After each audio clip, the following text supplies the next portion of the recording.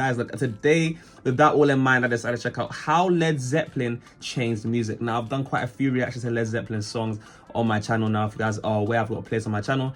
And look, these guys are revolutionary. He's one of the revolutionary individuals in the whole rock and roll scene, or the rock scene.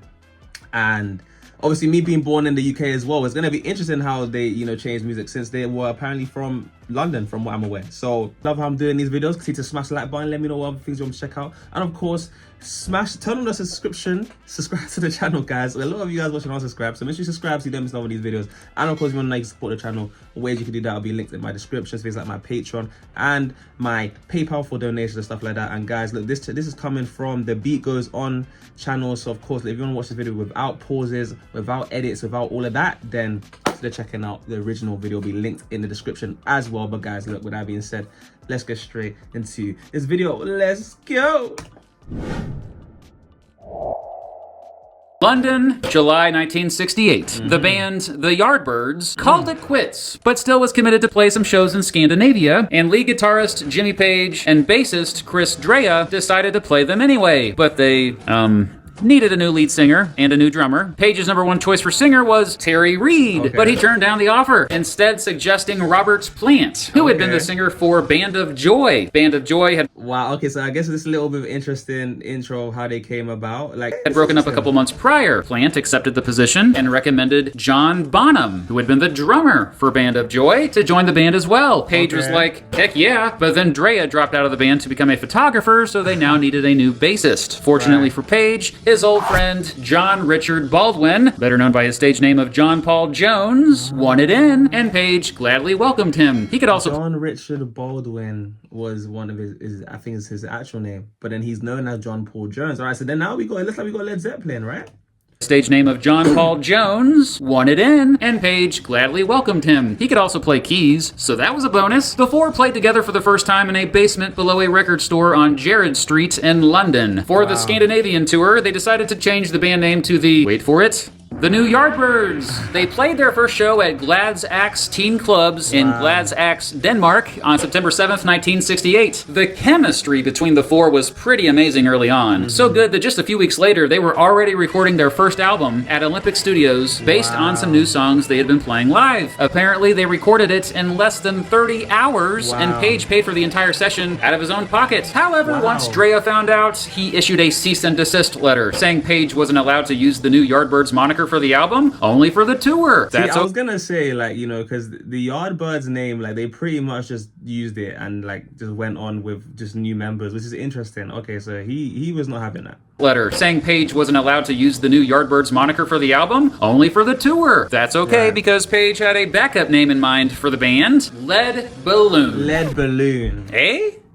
Okay. After further discussion with the band and their new manager, Peter Grant, that name became arguably one of the best band names ever, Led Zeppelin. Led Zeppelin played their first gig with the new name at the University of Surrey in Battersea on October 25th. Now, Peter Grant, who was quite an intimidating presence and later became known for helping improve pay and conditions for all musicians who often got screwed over by promoters and record companies, got the band a $143,000 advance contract from Atlantic Records in November. That's $1.1 million in today's money, and at the time was the biggest deal of its kind for a brand new band. But don't just give credit to Peter Grant. Give credit also to the British singer Dusty Springfield, a friend of John Paul Jones. In fact, she was so persuasive to Atlantic Records executives about how great Led Zeppelin was that they apparently signed them without ever seeing them live. Not only that. Okay, that's interesting. And a lot of you guys be saying how Led Zeppelin, they got great chemistry and stuff like that, and I'm not too familiar with Dusty Springfield, but I'm pretty sure she's another musician or artist. But considering how she was friends of John, and it's kind of like seeing how all these worlds are interlinking, and Led Zeppelin got their in with Peter and everything. This is sick. About how great Led Zeppelin was that they apparently signed them without ever seeing them live. Not only that, Atlantic let the band have full autonomy on almost everything. When they would release albums, when they would go on tour, how their albums would look, how their albums would be promoted, and whether or not they would ever release singles. Spoiler alert, they rarely released singles. The band also created their own company, Super Hype, to handle publishing rights. After touring the United Kingdom, their new tour manager, Richard Cole, set up their first North American tour. tour. While on that tour, Atlantic released their self-titled debut album. First released on January 12, 1969, it demonstrated the band's fusion of blues and rock and something else entirely. A new genre, something later just simply referred to as, quote, hard rock. Wow. The iconic artwork featured an image of the burning Hindenburg airship of the Hindenburg disaster, first photographed by Sam Shear on May 6, 1937. The album was an immediate commercial hit, but got poor reviews. I even need to check out this album for those guys that are wondering. But yeah, like that's an iconic kind of moment in history, and that's their album cover. Okay, but yeah, it seemed like they're hitting the home running, man. This is interesting. At first, Rolling Stone magazine in particular ripped it. Because of the negative attention from the press at first, the band generally avoided talking to the press again throughout their career. I think music critics didn't know how to respond to it, honestly. Guess you guys aren't ready for that yet. But your kids are gonna love it. In fact, Rolling Stone later praised the album. The band did release a single off it, Good Times, Bad Times, which was also the opening track. Other standout tracks that ended up on the radio anyway were Dazed and Confused and Communication Breakdown. Their self-titled debut. Some great songs, by the way. Dazed and Confused I've listened to. Good Times and Bad Times I haven't checked out yet. But yeah, Led Zeppelin just don't miss from what I've heard so far. Is now considered one of the greatest albums of all time. Led Zeppelin spent the majority of 1969 touring relentlessly to promote the album. That year, they completed 4 UK tours and 4 American tours. They generally avoided television appearances, preferring their fans see them live instead. Meanwhile, they found time to already record their second studio album in between shows at several different recording studios. Just like their debut album, Jimmy Page produced it, but this time, Eddie Kramer came in to help. These songs were even heavier and just different than anything else currently in the mainstream. They wrapped up recording in August, and Atlantic first released the album, called simply Led Zeppelin II, on October 22nd, 1969. Led Zeppelin II, okay, what their second album. I just think the name could have been a bit more creative here. And even then, like, these guys seem very hardworking because they're right back into another album. They try to stay away from TV or like commercial kind of more performances. No wonder, because a lot of the things I've seen from them have been majority live performances. So it's interesting to see that. The album, called simply Led Zeppelin II, on October 22nd, 1969. Rock radio stations played the heck out of Whole Lotta Love, but it was 5.5 minutes long, so pop stations avoided playing it. Atlantic was like, guys, let's edit this sucker down so pop stations will play it. The band was like, nah. But eventually, this is what I was gonna say. All of the Led Zeppelin songs I've checked out are like 5 minutes, 6 minutes. Like it's it's a whole experience. So I'm not surprised they said no.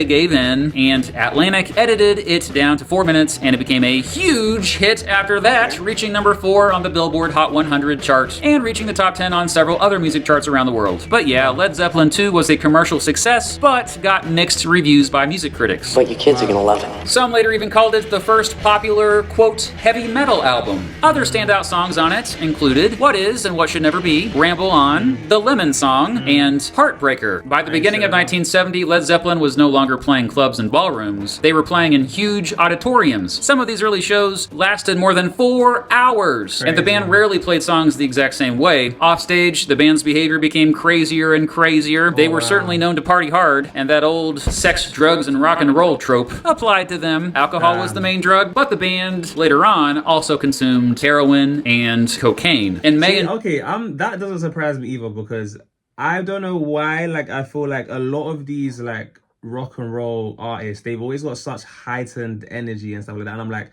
how do you perform like that, like for hours on? And not only that, like, I have heard of, like, you know, a lot of these bands kind of in that trope, like he said, the trope, you know, doing a lot of these substances. So I'm not surprised. Later on, also consumed heroin and cocaine. In May and June 1970, Page and Plant took a retreat to write a bunch of new songs at a remote cottage in Wales called, well, I'm not going to even try to pronounce that. Anyway, these songs were more acoustic-based, influenced by both folk and Celtic music. They recorded at various studios throughout the year. Much of these songs ended up on their third studio album, called simply Led Zeppelin III. Hey, notice a pattern here? First released by Atlantic on October 5th, 1970. Fans were were generally extremely excited for its release, but surprised to hear the different direction the band went in. While the biggest hit off of it, Immigrant Song, was definitely hard rock, and similar to most of the stuff on the first two albums, most of the rest of Led Zeppelin III was much more chill, and critics generally were more welcoming of the change. By the way, the B-side of Immigrant Song, Hey Hey What Can I Do, ended up becoming a pretty big hit later on as well. The band didn't tour as much to promote Led Zeppelin III, and ended up turning down a lot of big opportunities, retreating once again to, Wales. yeah, that place, to write more songs. Meanwhile, Led Zeppelin was becoming not only the most popular, but the most influential band in the world. Yeah. And they were about to become even bigger after the release of their fourth studio album, which never officially had a title, by the way. They recorded it from December 1970 to February 1971 at Basing Street Studios in London, but mostly at a country house in Hampshire, England, using the famous Rolling Stones mobile studio. After noticing a dog that hung around the country house, Page and Jones named a new song they wrote Black Dog. They also recorded a little song called Stairway to Heaven. Ooh, Okay, classic. well, not so little. Clocking in at just over 8 minutes, the song eventually became one of the most popular. Yeah, 8 minutes is crazy, but yeah, that song was long. So this was like around after their fourth album, okay? Not so little. Clocking in at just over 8 minutes, the song eventually became one of the most popular and iconic Classic. rock songs of all time. Of all For this time. album, guest musicians like Ian Stewart came out to help record. Atlantic released the Untitled album on November 8th, 1971. Based on what their first three albums were called, fans ended up calling it Led Zeppelin IV. It was an absolute smash success. This time, even critics loved it. Eventually, it became the band's best-selling album, with an estimated more than 37 million copies shipped worldwide. Radio stations played the heck out of Stairway to Heaven. In fact, even though the band never released it as a single, it eventually became the most requested song on FM radio stations in the United States in the 1970s. The band did release two singles from Led Zeppelin IV, the aforementioned Black Dog and Rock and Roll. Other notable songs from the album include Misty Mountain Hop and When the Levee Breaks. Well, shoot. See, all of these songs I need to check out as well. A lot of you guys telling me to check out When the Levee Breaks specifically, but yeah, Stairway to Heaven, iconic song. It was a long one. If you haven't seen my reaction to that, check it out. I could not handle that song, and I recently reacted to that as well. Like, it's insane. That's most of the album. It was basically a greatest hits album, okay? In 1972, the band once again hit the road, now as the biggest band in the world, and playing stadiums and sports arenas. They returned to Japan after touring there the previous year. They also toured Australia and New Zealand for the first time. This was when their tales of rock star excess became infamous, whether they were true or not. You know, tales like John Bonham riding his Harley Davidson down the halls of a fancy hotel. Meanwhile, the band recorded new songs at various studios, including one at Mick Jagger's house, that ultimately made up their fifth studio album, Houses of the Holy, released by Atlantic on March 28, 1973. Although it received mixed reviews from critics, the album was another commercial hit, eventually selling millions and reaching the top of the charts. It featured the hits Over the Hills and Far Away, The Ocean, Dancing Days, and Dire Maker. With Houses of the Holy, the band had continued to experiment and expand their style, even dabbling in funk and reggae influences, for crying out loud. After its release, the band shattered box office records previously held by the Beatles, playing huge tours once again throughout Europe and North America. They played to 56,800 at Tampa Stadium in Tampa, Florida. They played 3 sold-out shows at Madison Square Garden in New York City, and all 3 were filmed for a future motion picture. More on that later. A major bummer during it, though, was right before the final night's performance, more than $1 million, adjusted for inflation, was stolen from the band's safe deposit box at the Drake Hotel. The money was never recovered, and obviously it made Peter Grant very, very angry. The money is reportedly the largest amount ever taken from a hotel. So I'm sure Peter Grant would, I think, the manager, like, kind of at the time, and that's a bit fishy how 1 million's getting finessed and nobody's figuring that out, and yeah, that's a bit fishy from how it sounds. Very angry. The money is reportedly the largest amount ever taken from a hotel safe deposit box in New York City. Oh, I forgot to mention that they toured fishy. that year in a giant plane. Wow. Yep, a former Boeing 720 passenger jet called the Starship. In the fall of 1973, the band took a bit of a break before heading back to the studio. However, there were many delays. First, John Paul Jones wanted to quit the band, but Peter Grant talked him into staying. Really, Jones and the rest of the band just needed time off. While most of 1974 was quiet for the band, they did create their own own record label that year called Swan Song Records. Atlantic Records, however, negotiated to still distribute their stuff. The first album to be released by Swan Song was their 6th studio album, Physical Graffiti, released on February 24th. So freaking John Paul Jones almost wanted to leave at one point, which is interesting. So they took a little bit of a break during 1974 around that time, which is interesting. But yeah, I mean, they've had a long run by the sounds up until this point of just grinding out albums and so on and so on, and a lot of success. I mean, he's saying they smashed previously held records held by the Beatles. So what are you trying? Is he trying to say that at one point in time Led Zeppelin were bigger than the Beatles, or are they bigger than the Beatles to this day? I don't know. Listen.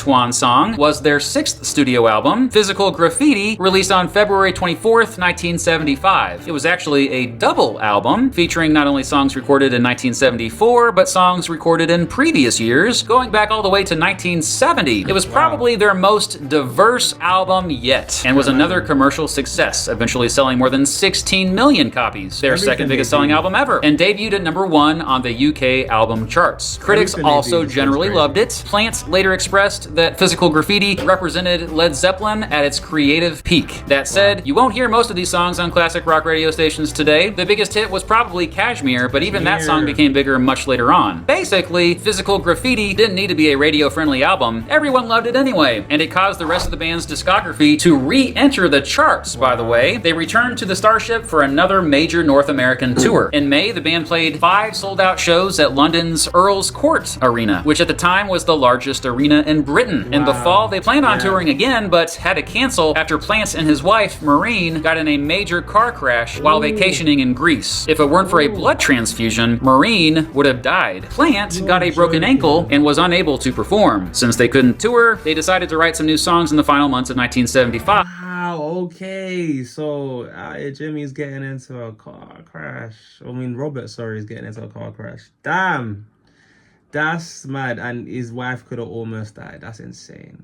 And I was gonna say, like, everything they touch seems to just go gold, man. Like, go platinum. Everything they touch is turn into gold like that. It's insane, man. The success they unable to perform. Since they couldn't tour, they decided to write some new songs in the final months of 1975 while Plant recovered. In just 18 days in November, they recorded some new material, with Plant singing his vocals in a wheelchair. Nice. Unlike previous albums, all but one of the songs on this new album were only credited to Plant and Page, not the entire band. Swan Song released their 7th studio album, Presence, on March 31st, 1976. Most music critics these days say it's the band's weakest album, but it still received solid reviews at the time. It definitely still demonstrated that the band wasn't done experimenting, as seen with the single Candy Store Rock, which one music critic described as a mix of Buddy Holly and David Bowie, and I think that's a perfect way to describe it. While Presence did debut at #1 on both the American and UK album charts, sales had gone significantly down compared to their previous few releases. This may have been since they didn't tour to support the album. Instead, the band took all that footage from the 1973 Madison Square Garden shows and turned it into a movie called The Song Remains the Same. I highly recommend it for a glimpse into not only the band at its creative peak and popularity peak, but a glimpse into what life was like for them behind the scenes at the time. Wow. Warner Brothers released it on October 20th. You got freaking Jimmy Page's children by the looks of it. Wow, okay. A glimpse into what life was like for them behind the scenes at the time. Warner Brothers released it on October 20th, 1976, and it ended up making $12 million. Getting Jimmy and Robert can be. That's Robert, sorry. Creative peak and popularity peak, but a glimpse into what life was like for them behind the scenes at the time. Warner Brothers released it on October 20th, 1976, and it ended up making $12 million at the box office. Wow. Swan Song also released a live soundtrack album to complement the movie. It hit the top of the music charts as well. In the spring of 1977, Led Zeppelin finally was able to go back on tour. However, they didn't tour in their home country to avoid paying taxes. In the United States, though, they continued to break attendance records. 76,229 fans attended their show at the Silver Dome in Pontiac, Michigan, the most ever for a single-act show up to that point. Insane. However, the tour had some problems. On April 19th, police arrested 70 people as around 1,000 fans tried to storm the gates, throwing rocks and bottles to attempt to break into a sold-out show at the Riverfront Coliseum in Cincinnati, Ohio. During the show, you see, like, you know, when you're just so big, you just have problems like that. Like, your fans trying to storm the gates. Like, wow, that's insane. attempt to break into a sold-out show at the Riverfront Coliseum in Cincinnati, Ohio. During the show, a fan died after falling from the 3rd floor of the Coliseum. On June 3rd, their Tampa Stadium show was cut short due to a severe thunderstorm, even though tickets said, quote, rain or shine. After this, some fans started a riot, and this led to several arrests and injuries. At the July 23rd show at Oakland Coliseum in Oakland, California, John Bindon, the band's infamous bodyguard, known for his short temper, beat the crap out of members of the local security team. In a second scuffle, Peter Grant and John Bonham got involved, and 2 days later a SWAT team showed up and arrested them, along with Bindon and tour manager Richard Cole. They were all charged with assault. After they were bailed out, the band flew to their next show in New Orleans, where Robert Plant learned that his 5-year-old son had suddenly died from a stomach virus. They immediately canceled the rest of the tour and never played in the United States again after that. At the end of 1977, the future of the band... That seems like a harsh period right there, man. Damn. Of the tour and never played in the United States again after that. At the end of 1977, the future of the band seemed to be in jeopardy, and indeed, the public didn't hear much from them over the next year. By September 1978, though, the band was itching to get back to making music. When they did get together, they went crazy with the experimentation this time, especially Jones with his synthesizers. At the end of the year, they recorded some new songs at Polar Studios in Stockholm, Sweden. These songs were definitely much different than most earlier Led Zeppelin stuff. In particular, they were less heavy. You could say more built for pop radio, actually. Although the band wasn't completely satisfied with the new stuff, they released what would become their 8th and final studio album, In Through the Outdoor, on August 15th, 1979. It was another commercial success, hitting the top of the music charts in several countries. It also featured 2 pretty big hits, Fool in the Rain and All My Love, which was a tribute to Plant's son who had died. While In Through the Outdoor also went on to sell millions, critics were generally more,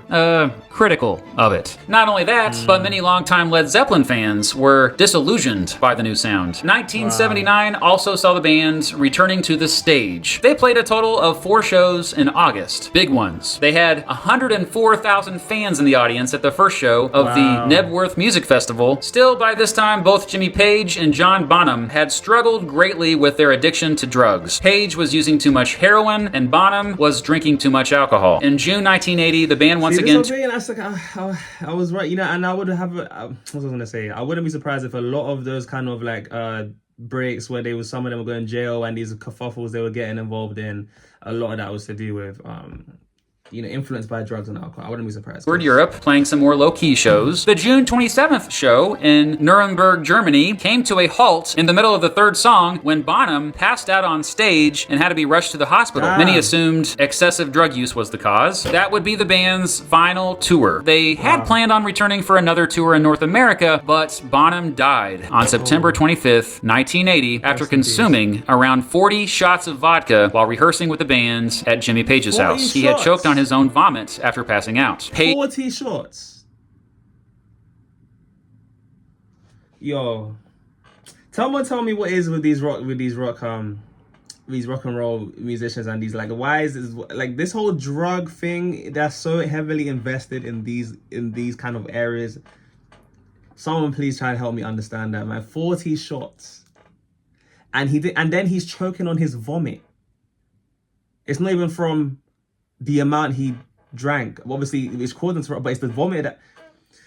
Rest in peace, man, but that is insane. That's insane. Page, Plant, and Jones decided the band could not go on without Bonham. They issued a statement in December that said, quote, "We wish it to be known that the loss of our dear friend and the deep sense of undivided harmony felt by ourselves and our manager have led us to decide that we could not continue as we were." It was over. Following the breakup of the band, the surviving members, who are all still alive, went on to have successful solo careers. Jones mostly went back to behind-the-scenes stuff, producing and arranging. Plant went on to record 11 solo albums over the years, and has often collaborated with big names. Page also had some solo albums, but also formed a supergroup called The Firm with Paul Rogers from the band's Bad Company. On November 19th, 1982, the band released Coda, a compilation album of unreleased tracks from their 12-year career. A lot of the songs on it had been bootlegged already anyway. Over the years, they released an additional 12 compilation albums. They also released 3 additional live albums. As far as reunions, there have only been a few. The 3 surviving members played Live Aid in 1985, the Atlanta Atlantic Records' 40th anniversary concert in 1988, which was the first one that featured John Bonham's son Jason on drums. But he wasn't done yet. They also reunited for their induction into the United States Rock and Roll Hall of Fame on January 12, 1995. Wow. Jason Bonham once again played drums for the occasion. On December 10th, 2007, Jason once again played drums with them as they reunited at the Ahmet Ertegun tribute concert in London. It was simply an incredible performance, and it will likely be the last time we ever see the three remaining members of the band perform again. Today, Led Zeppelin is one of the best-selling bands of all time. They've sold as many as 300 million records worldwide. And talk about freaking influence. So many of their contemporaries and bands that came after them kind of just ripped them off. Truly, few bands were as original as Led Zeppelin. Nearly every song they released was a surprise, in a good way. Not only that, the four members of the band are all considered some of the greatest and most influential of all time at their respective instruments. Bonham is often ranked as one of the best drummers ever. Jones is often ranked as one of the best bassists, keyboard players, and even music arrangers ever. Plant is often ranked as one of the best hard rock singers and songwriters ever. And of course, Jimmy Page is often ranked as one of the best guitarists of all time. Maybe the best ever. When I think of Led Zeppelin, I don't know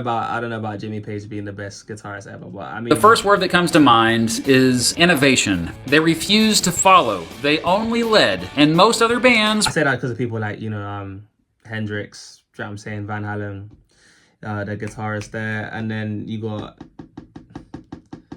people like Prince, but he's up there though. I feel like he's up there. But what do I know? What do I know? Again, like I'm new to this stuff, so we're constantly trying to play catch up with them, especially in their early years. They were to the 1970s what the Beatles were to the 1960s. Okay. To put it bluntly, there was a BLZ and an ALZ before Led Zeppelin and after Led Zeppelin. They changed not only the music industry, but music forever. Wow.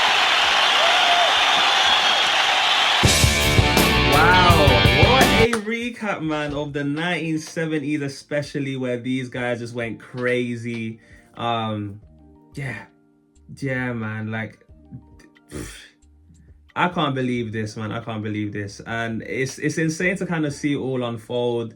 But it goes no surprise, man. Like, you guys absolutely love Led Zeppelin, and just seeing them all come through together. Like, a lot of these albums I need to check out even more so. But seeing how their journey kind of was very interesting to see. The shame a lot of the drug kind of influences kind of like derailed a lot of the stuff that they had going on. But I feel like this is so common of, like, I feel like these kind of musicians that just get involved in drugs.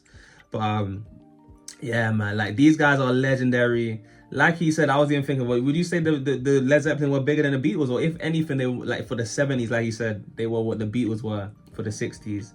This is all interesting stuff for me to find out. And yeah, like, a lot of these albums I need to check out as well. I'm still kind of new to Led Zeppelin, but yeah, guys, let me know what you thought of this video. Was a lot of it true? Did you guys agree with a lot of it? And is there any other things maybe he might have missed out that you guys could fill me in on? Look, I've got a very curious amount of channel, so I'll be reading the comments and just to see. And yeah, guys, let me know other stuff you guys want to check out some of my Led Zeppelin reactions, which I'll also link in the description at the end of the video. And guys, with that being said, I'm your boy JayFlex. This has been how Led Zeppelin changed music globally even. And for those of you guys who made this point, you guys have been absolutely wonderful, and I'll see you guys in the next one. Peace.